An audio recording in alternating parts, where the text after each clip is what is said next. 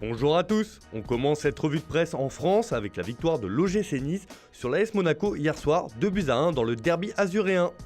Pour Nice matin, Kasper Dolberg renverse tout sur son passage. Le Danois a inscrit un doublé et permet à son équipe de se rapprocher des places européennes. L'attaquant avait répondu à l'ouverture du score du meilleur buteur de Ligue 1, Wissam Ben Yedder, mais l'AS Monaco s'est encore montrée trop irrégulière et reste dans le ventre mou du classement à la 9ème place. Toujours dans l'Hexagone, c'est le report du match entre Strasbourg et le PSG qui inquiète l'équipe. Dans ses pages intérieures, le journal évoque un report et de l'angoisse. En effet, le match contre le Borussia Dortmund se rapproche, mais le club de la capitale ne sait pas encore s'il jouera son 8ème de finale retour de la Ligue des Champions à huis clos ou non. Dans le Parisien du jour, c'est le calme avant la tempête.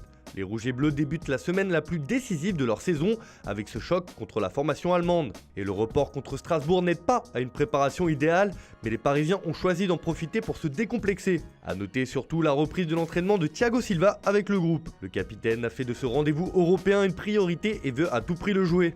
On part en Espagne où c'est un Français qui fait la une de la presse madrilène. Il s'agit bien sûr de Karim Benzema. Alors que le Real Madrid joue ce soir contre le Betis, c'est au tour de l'attaquant de porter les merengues, titre le journal AS. La Casablanca a besoin de ses buts pour retrouver la place de leader perdue hier soir après la victoire du Barça sur la Real Sociedad.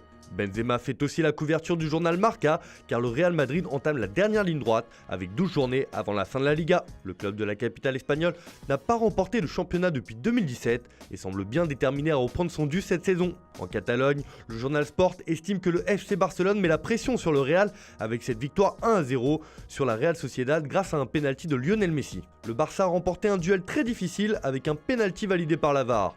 Les Blaugrana ont dormi en tête de la Liga, mais le mano à mano continue. De l'autre côté des Alpes, le football reprend enfin ses droits et c'est un choc au sommet entre la Juve et l'Inter qui va se dérouler à huis clos en raison de la propagation du coronavirus.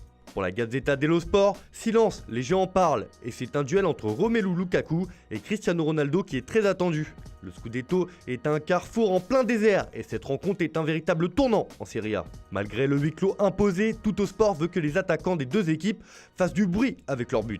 Pour le journal italien, ce n'est pas seulement un duel pour le Scudetto, c'est aussi un moyen de repartir de l'avant dans un pays complètement figé par l'épidémie.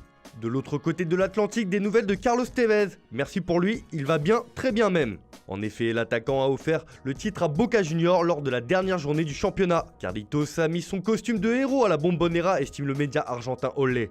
Et cette victoire pour le titre n'était pas contre n'importe qui, puisque c'était face au Gimnasia de la Plata, l'équipe entraînée par un certain Diego Armando Maradona, autre idole de la Bombonera.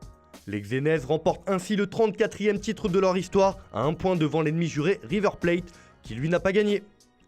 Voilà, c'est tout pour aujourd'hui. Merci de votre fidélité. On se retrouve demain pour une nouvelle revue de presse.